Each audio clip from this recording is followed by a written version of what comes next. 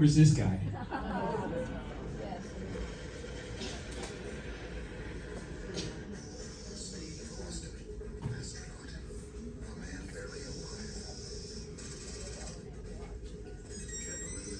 I love that show too. I was hooked every time it was on. E majors, right?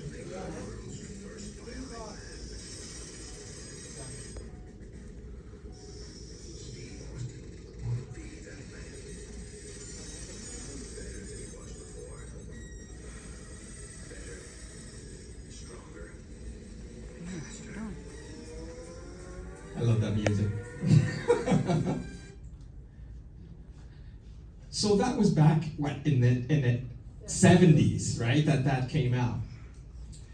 But since then, there has been an unbelievable leap in technology, especially with the transistors getting smaller and smaller and smaller, to the point where now we're not yet to the point where we could build a $6 million man, which, by the way, would cost a heck of a lot more than $6 million, more like $600 million by today's standards. But now we actually do artificial legs. We can do hip replacement. I don't know if any of you have hip replacement. My mom had a hip replacement, knee replacement, all kinds of replacements. And it was great because she was in New York on a 4th floor walk-up. And it was fantastic. After a while, it took a little while for her to get used to it, but then she was walking around and going and doing things I couldn't believe. We actually have eye replacements. Of course, they don't have lasers like the $6 million man or can see vast distances. But we have things where we actually have restored sight to people that have been blind all their lives. Amazing things that we could actually do now. People that have lost their limbs or were born without a limb, where not only is this a limb, but it also has chips within it so that it senses what the brain, kind of like my regular arm, right? The thumb, I can wiggle my fingers. Well, she can with her mind as well.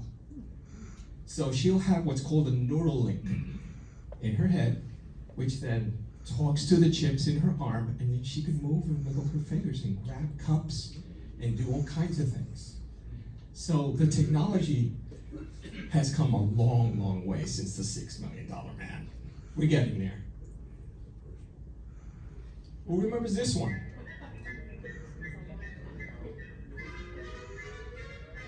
Lost in Space, you remember Lost in Space?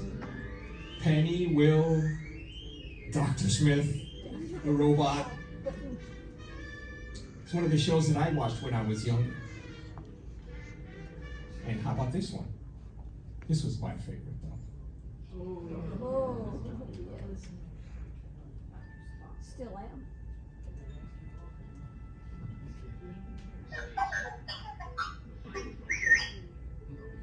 Okay, we're gonna get to yours in a second, okay? But this was my favorite when I was a kid. Of course, this is, and that led to SpaceX. I don't know if you all are familiar with SpaceX. I'm not a big fan of Mr. Musk and his activities, but he is a brilliant, brilliant engineer. And the things that they've done recently, and I of course, I was a big fan of the space shuttle, but the things that we could do now is just amazing. And this is the newest ship that they have. It's called the Starship. And that's supposed to, at some point, take us to Mars and help us go back to the moon. And this is what he's been waiting for.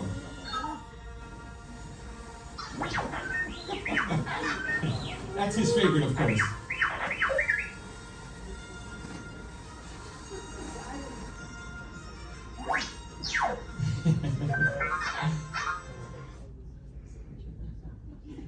So if you all remember the robots from the movies, and if you can remember some of these other, this was the Black Hole, Disney, the Black Hole, Robbie the Robot, remember that one? The Terminator, Lost in Space, $6 Million Man. Who remembers Westworld? Remember Westworld? Yes. Love that movie. I don't know about the HBO remake, but the original with Yul Brynner. Oh, so good. And of course, his favorite, Star Wars.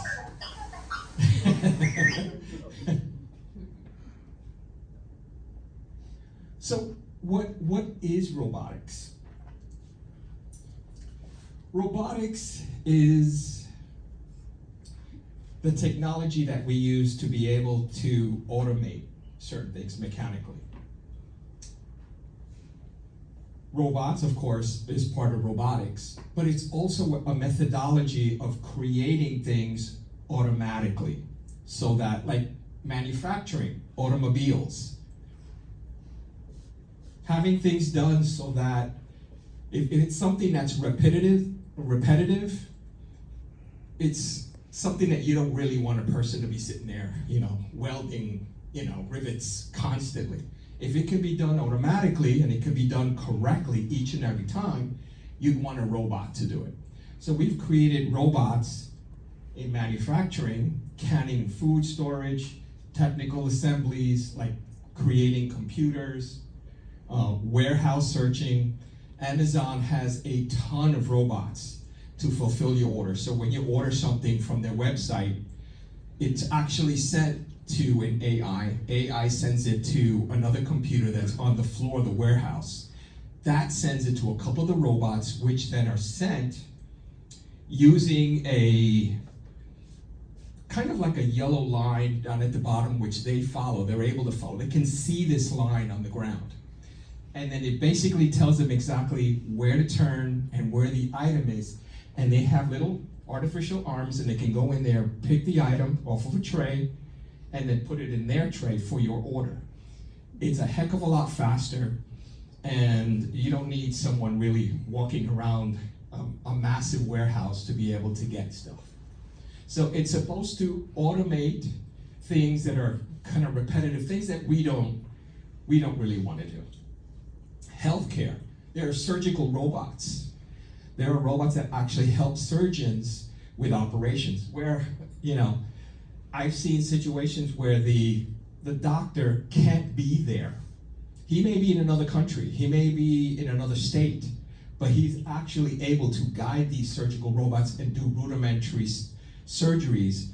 Yeah, there is a doctor definitely there, watching and making sure that it's actually done, correctly. So it's not like the robots are, kind of out of control. They could, just kind of take pieces out or something, like some sci-fi thing, like a movie. Yeah, I'm sure there's a movie about that somewhere. There's information talking robots. AT&T years ago. Now when you call an operator, it's usually an AI. It's not a person at the other. And we've kind of learned that, right? There are no operators anymore with the, And what was her name? That comedian a long time ago. Yes, Lily Tomlin. No operators anymore. We have robots also creating limb replacements, medical assistants, and of course, floor cleaning. This is the Roomba from my house. He comes on at 1 o'clock in the morning and cleans my kitchen, and it's great. Does a decent job. Not as good as I probably would do it or my wife would do it, but it's decent enough. And it's at 1 o'clock in the morning, so it's not bad. The military. I've done a lot of systems for the military. They're very big on drones and automation. They love that. Right now, I did a lot of stuff with Global Hawk jet fighters. Have you all heard about what's going on in Ukraine with the Russians? A lot of things going on over there with drones. A lot of things, a lot of automated stuff going on over there. Smart missiles that are guided by GPS. And then, of course, ground field drones, which look like dogs, headless dogs that kind of walk around. And what they do is they carry the backpacks that the soldiers would carry. So each soldier is assigned a drone dog, and he carries his backpack out in the field. So amazing stuff. Okay, so we talked about all of this, this stuff, manufacturing, healthcare. But what is it to you? How do robots and seniors, why should you care about this stuff? Well, they're starting to make their way into hospitals. They're starting to make their way into nursing homes, which is amazing. Right now in the healthcare industry, they help seniors with daily tasks. They monitor their health, where a nurse is probably busy, assisting a doctor doing something, and there may be 50 patients, and you can't have her monitor 50 different screens. Well, the robot and the AI can easily. Not only can he do 50, he could do 500. And he's all programmed and set up so that if something were to go off or something were to go into red, he'll notify the nurse and say, hey, a patient in room 342, there's something going on over there, you need to go check it out. Also provides companionship. There are robots that tell stories, tell jokes, and they're interactive.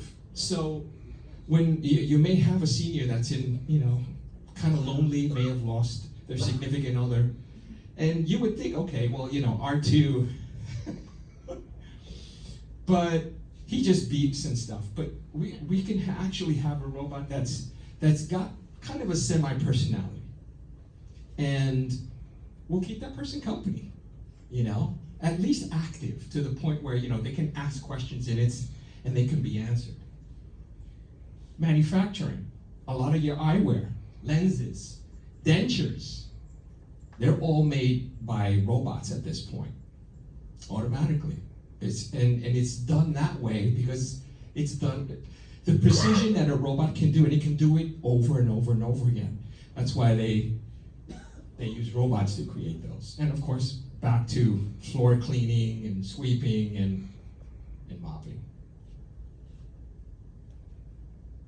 Do you remember this?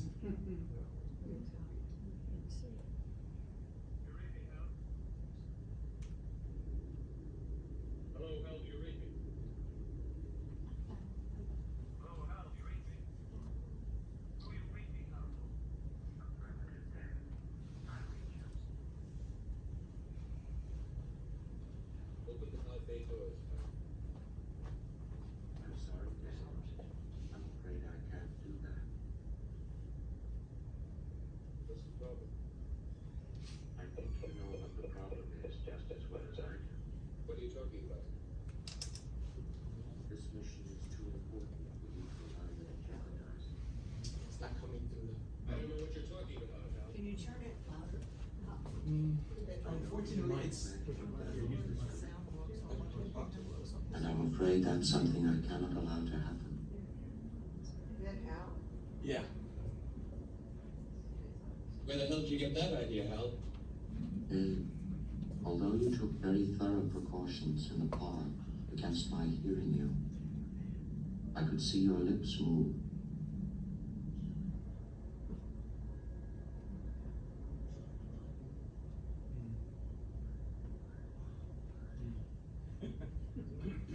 In 1969, the film 2001, A Space Odyssey, gave you a little glimpse in terms of what what they thought artificial intelligence would be back in those days. And it was pretty scary. Especially since the computer that was supposed to run the spaceship, run the mission, and help them turned against them and began killing them one by one. So you could imagine what people thought of HAL and artificial intelligence back in those days. They wanted nothing to do with that at all.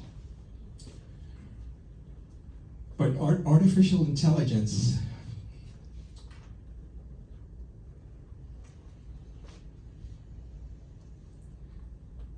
it's basically what it is.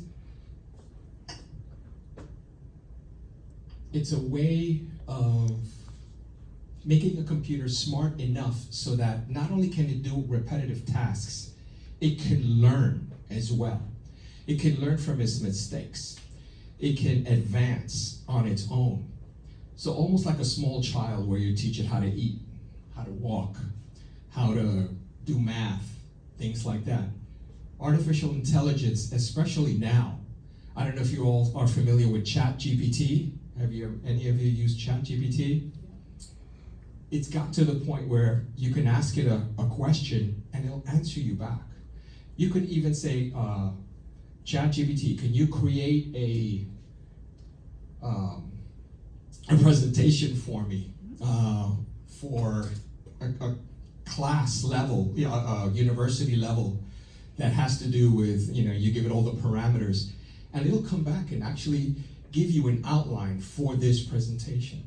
Now, it's not smart enough to go out and do this on its own like we can. It looks at the information that has already been fed into it and searches it, and then gives you something that was already semi-created in the past, with a little originality. Not a lot, but a little. That's one of the reasons why in college we don't allow students to use ChatGPT, because they're not doing the work, they're not thinking, it's not original. It's something that's kind of redone, rehashing the past, rehashing what was already done. So what can we use artificial intelligence for, as far as you all are concerned? Well, AI can assist in diagnosing diseases, because it's really, really good at looking at a lot of data. And you could give it, again, the parameters, and it'll go through and sift through gigabytes and gigabytes, lots and lots and lots of data, which for a human would take us a long time. Computer can do it in seconds. It can recommend treatment plans, again, based on what was done before and what data it actually has been fed. It can also, like I said, analyze vast amounts of medical images as well. For transportation, AI powers self-driving cars.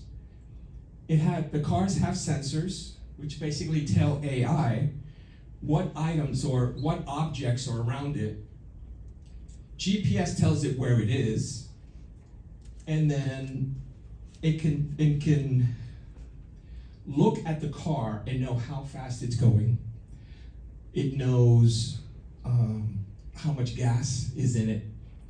So it can make a determination based on all of that information, whether you're actually going to be able to get to the gas station to fill it up, or whether how far it's going to be. It knows whether there's traffic 5 miles down the road.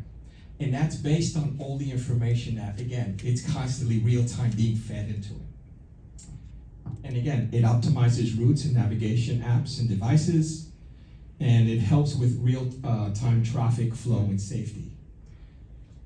And I think I've mentioned also personal assistants, companion robots for social interaction, emotional support, and reducing loneliness. It can also play